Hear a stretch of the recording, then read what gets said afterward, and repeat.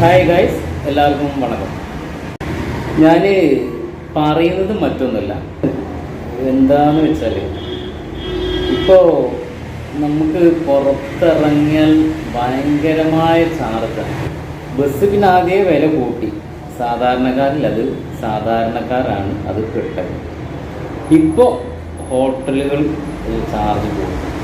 എന്തല്ലേ? പിന്നെ സ്വർണം ഭയങ്കര ചാർജ്. 60-ന് മുകളിലാണ് ഒരു പവൻ സ്വർണത്തിന് വില വരുന്നത്. എന്താണ് എനിക്ക് ഒരു എന്താ പറയുക, ഇതിനൊന്നൊരു ഉത്തരം കിട്ടാത്തൊരു കാര്യമാണ്. എന്താണ് ഇങ്ങനെ റേറ്റ് കൂടുന്നത് എനിക്കറിയില്ല. കാരണം എന്തുകൊണ്ടാണ് അത് കൂടാൻ കാരണം? പഴയ കാലത്തും സ്വർണ്ണമായിരുന്നു, ഇപ്പോഴും സ്വർണ്ണമാണ്. സ്വർണത്തിലിപ്പോൾ അഡീഷണലായി വേറെ എന്തെങ്കിലും സംഭവം ചേർക്കുന്നുണ്ടോ റേറ്റ് കൂടാൻ? അതറിയില്ല. അപ്പോൾ എനിക്കതാണ് മനസ്സിലാക്കാത്തത്. എന്താണ് ഇങ്ങനെ റേറ്റ് കൂടുന്നത്? ഇതിപ്പോൾ ഈ വീഡിയോ കാണുന്ന ആർക്കെങ്കിലും അറിയോ ഇത് റേറ്റ് കൂടുന്നതിൻ്റെ കാരണം? ഇപ്പോൾ എന്താ പറയുക, കുഴിച്ചെടുക്കുമ്പോൾ എന്തെങ്കിലും അഡീഷണൽ മെഷീൻ വെക്കണ്ടോ? എണ്ണ ചാർജ് വേറുണ്ടോ? അതൊന്നും നമുക്കറിയാം. വിപണിയിലെത്തുമ്പോൾ ഒരു പവന് 60-ന് മുകളിലാണ്. അപ്പോൾ ഈ എന്താ പറയുക, അന്നും സ്വർണ്ണമാണ് ഇട്ടത്, ഇപ്പോഴും സ്വർണം തന്നെയാണ് യൂസ് ചെയ്യുന്നത്. മറ്റെന്ത് അമൂല്യമായ സാധനം വന്നാലും ഈ സ്വർണത്തിൻ്റെ ഒരു സംഭവം ഉണ്ടല്ലോ, സ്വർണത്തിൻ്റെ വില ഇടയില്ല. അതായത് സ്വർണത്തിൻ്റെ മൂല്യം കുറയില്ല എന്നാണ് എനിക്ക് തോന്നുന്നത്. എന്ത് സംഭവം വന്നാലും, വൈഡൂര്യം എന്താണ്, രത്നങ്ങളാണെങ്കിലും വൈഡൂര്യാണെങ്കിലും എന്താണെങ്കിലും സ്വർണത്തിൻ്റെ മൂല്യം ഒരിക്കലും ഇടിയില്ല എന്നാണ് എനിക്ക് മനസ്സിലായത്. കാരണം ഇത് എത്ര വില ആയിട്ടും ജനങ്ങൾ സ്വർണം മേടിക്കുന്നുണ്ട്. പക്ഷെ അത് കടമായിട്ടും അത് വിറ്റിട്ടും വീട് വിറ്റിട്ടും ആധാരം പണയപ്പെടുത്തിയിട്ടും മകളുടെ കല്യാണം നടത്താൻ വേണ്ടിയിട്ട് പല രൂപത്തിലൂടെയാണ് ഈ സ്വർണം മേടിക്കുന്നത്. അത് വേറെ പ്രശ്നം. എത്ര കൂടുതലും മേടിക്കാതിരിക്കില്ല. അതേ പറഞ്ഞ സ്വർണത്തിന് മൂല്യം കുറയില്ല. പിന്നെ വേറെ സംഭവം, ഇന്നിപ്പോൾ നമ്മളൊരു പവൻ എടുത്തു, ഒരു എക്സാമ്പിൾ, ഒരു പവൻ സ്വർണം എടുത്തു, മാലയോ വളയോ മറ്റേ മോതിരമായിട്ട് എന്താണ് ഇന്നെടുത്തു. നാളെ ഇന്നിപ്പം 60-ന് മുകളിൽ ഒരു 60 കൂട്ടാം, 60. അപ്പോൾ ഇന്നെടുത്ത സാധനം നാളെ തിരിച്ചു കൊടുക്കുമ്പോൾ അതിൽ ചെളിയുണ്ട്, അല്ലെങ്കിൽ മറ്റേതുണ്ട്, അതുണ്ട്, ഇതുണ്ടെന്ന് പറഞ്ഞിട്ട് അവരൊന്ന് കരിക്കുന്നുണ്ട്. ആ ഗ്യാസ് വെച്ചിട്ടൊന്ന് ഉരുക്കിയെടുക്കണം ചളി പോകാൻ വേണ്ടിയിട്ട്. അപ്പം അതിൽ കുറച്ച് സ്വർണ്ണം കുറയും. അവരൊരു പവനാണ് തന്നത്. പക്ഷെ ആ പവൻ ഈ കരിക്കലോട്, അതായത് ഗ്യാസിട്ട് ചൂടാക്കുന്നതോട് കൂടി ആ ഒരു പവൻ കുറഞ്ഞു കഴിഞ്ഞിട്ടോ. അപ്പോൾ അതിൻ്റെ പൈസയും കുറയും, ആ സ്വർണം പോകും. അപ്പോൾ ഞാൻ ചോദിക്കുന്നത്, ഒരു പവൻ തരുമ്പോൾ, ഒരു പവനായിട്ടാണ് അവർ തരുന്നത്. അപ്പോൾ അഡീഷണൽ ചളി കയറുമ്പം അല്ലെങ്കിൽ വേർപ്പ് കയറുമ്പോൾ എന്താണെങ്കിലും കയറി കഴിഞ്ഞാൽ അത് ഉരുക്കി കഴിഞ്ഞാൽ അഡീഷണൽ പിന്നെന്താ ആ ഒരു പവനോട് വേണ്ടേ? ആ ഒരു പവൻ ഉണ്ടാവില്ല ഒരിക്കലും. എവിടെ തൂക്കിയാലും എവിടെ ചെയ്താലും അവർ തന്ന ഒരു പവൻ ഒരിക്കലും അവർ ചൂടാക്കി കഴിഞ്ഞാൽ ഉണ്ടാവില്ല. അത് എന്താണ് കാരണം? അപ്പോൾ അഡീഷണൽ ചളി കയറി കഴിഞ്ഞാൽ, ആ ചളി പോയി കഴിഞ്ഞാൽ ഒരു പവനോടെ വേണം. പക്ഷെ അതില്ല. അത് എന്താണ്? ആരെയും ചിന്തിച്ചിട്ടുണ്ടോ അത് എന്താണ് കാരണം?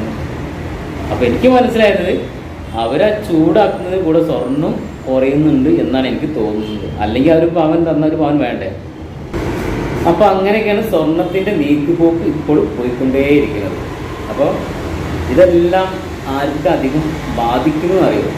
സാധാരണക്കാരായി ജനങ്ങൾക്ക്. സാധാരണക്കാരെന്ന് പറഞ്ഞാൽ കൂലിപ്പണി എടുത്ത് ജീവിക്കുന്ന, അന്നന്നാന്ന് കൂലിപ്പണി എടുത്ത് ജീവിക്കുന്ന ആളുകളാണ്. അവർക്ക് അതല്ലാതെ വേറെ മാർഗമില്ല. വേറെ അതേ അറിയുള്ളൂ. അപ്പോൾ ആ ഒരു പണി എടുത്തിട്ട് ജീവിക്കുന്നവർക്കാണ് ഏറ്റവും കൂടുതൽ ബാധിക്കുക.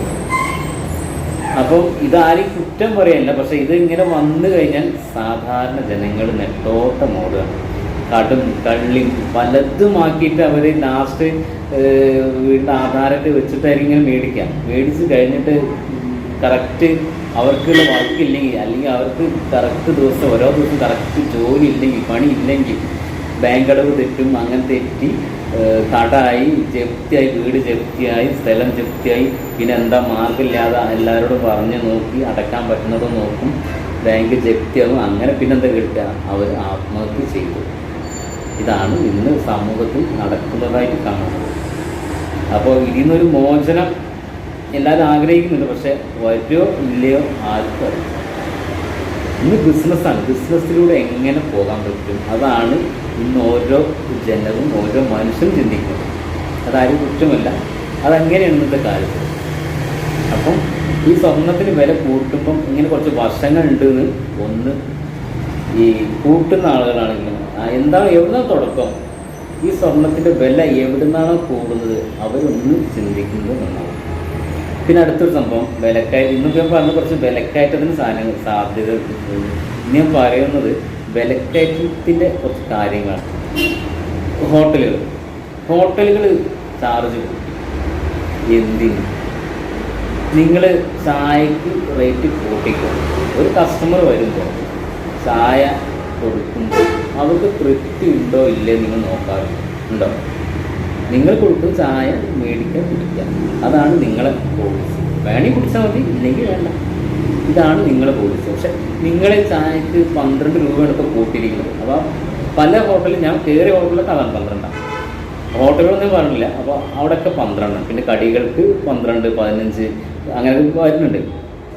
അപ്പോൾ ഈ എന്താ പറയുക, ചായക്ക് 12 കൂട്ടുമ്പോൾ നിങ്ങൾ ആ 12 കൊടുക്കുമ്പോൾ അതിനുള്ള മൂല്യം നിങ്ങൾ അതിലുണ്ടോ, നിങ്ങൾ കൊടുക്കുന്ന ചായയിലുണ്ടോ എന്ന് നിങ്ങൾ നോക്കാറുണ്ട്. ഇവിടെ എന്താ വെച്ചാൽ ഒരു തിളച്ച വെള്ളം എന്ന പേരും ചിലപ്പോൾ ചൂടുണ്ട്. അധികം ഹോട്ടലിൽ കിട്ടുന്ന ചായ ചൂട് കുറവാണ്. ഒരു പാല്, ചായപ്പൊടി, പഞ്ചസാര കെട്ടൊരു ചായ, അത് ചായ.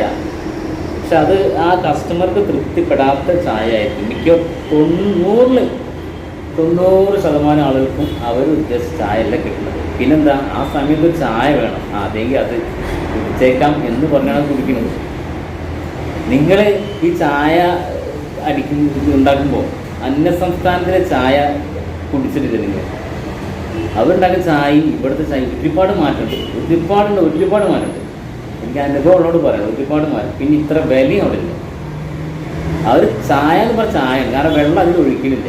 ചായ എന്ന് പറഞ്ഞാൽ പാലാണ്, ഒരു 3/4% പാല്, പിന്നെ വെള്ളം. ചായ അവർ ആ ഇതിലോട്ട് ഒഴിക്കുമല്ലോ, ആ കിഴിയിൽ അതിലോട്ട് ഒഴിക്കുന്നതാണ് ആ ചായ. ആ വെള്ളം ആ പൊടി കലങ്ങി ഒഴിക്കാതെ വെള്ളം ഉണ്ടാവും, എന്നാൽ കൂടുതൽ പാലാണ്. പക്ഷെ അത് കുടിക്കുന്ന ടേസ്റ്റ് വല്ലാത്ത ടേസ്റ്റാണ്. എന്ത് പാലായിക്കോട്ടെ, പക്ഷെ ചായ എന്ന് പറയുമ്പം ജനങ്ങൾ ആഗ്രഹിച്ച ചായയാണ് അവിടെ കൊടുക്കുന്നത്. അപ്പോൾ അവർക്കത് വില കൂട്ടാം, പക്ഷെ അവർ വില കൂട്ടുന്നില്ല.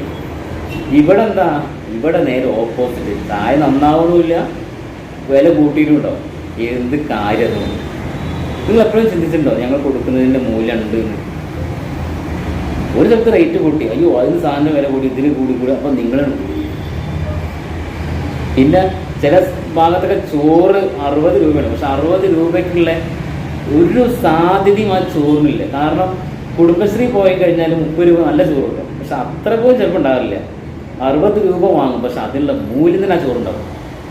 അപ്പോൾ നമ്മളൊക്കെ ആലോചിച്ച വിശപ്പോട് കഴിച്ചു പോകണേ കുറ്റം പറയാം, പക്ഷെ നിങ്ങൾ കൊടുക്കുന്നതിൻ്റെ മൂല്യം കാണിച്ചേ പറ്റുമോ. കാണിക്കാത്തോടത്തോളം കാലം നിങ്ങൾക്ക് ആ പൈസ ഒരു സ്ഥലത്ത് ഉപകാരപ്പെടും. അതങ്ങനെയാണ് പോകും, ഒരു ഉപകാരപ്പെടാതെ അങ്ങനെയാണ് പോകും. ജനങ്ങൾ പിഴിഞ്ഞ് മേടിക്കണതല്ല ഞാൻ പറഞ്ഞത്. അപ്പം നിങ്ങൾ കൊടുക്കുമ്പം അതായത് മാന്യമായിട്ട് അതിനുള്ള മൂല്യം കൂടി അതിൽ കാണിക്കണം. അല്ലാതെ ഒരു ബിസിനസ് ലെവലിൽ നിങ്ങൾ ഈ ഫുഡ് കൊടുക്കരുത്. ഹോട്ടലിലായാലും എന്താണ്, എന്ത് സംഭവമാണ്, ഹോട്ടലാണെങ്കിലും ബേക്കറി ആണെങ്കിലും എന്താണെങ്കിലും അതിലുള്ള മൂല്യം നിങ്ങൾ കാണിച്ചേ പറ്റൂ. അപ്പോൾ ഇതിപ്പോൾ എനിക്ക് തോന്നിയൊരു അനുഭവമാണ് ഞാൻ പറഞ്ഞത്, അല്ലാതെ ആരും വന്ന് എന്നോട് പറഞ്ഞതല്ല, എനിക്ക് തോന്നിയൊരു അനുഭവം.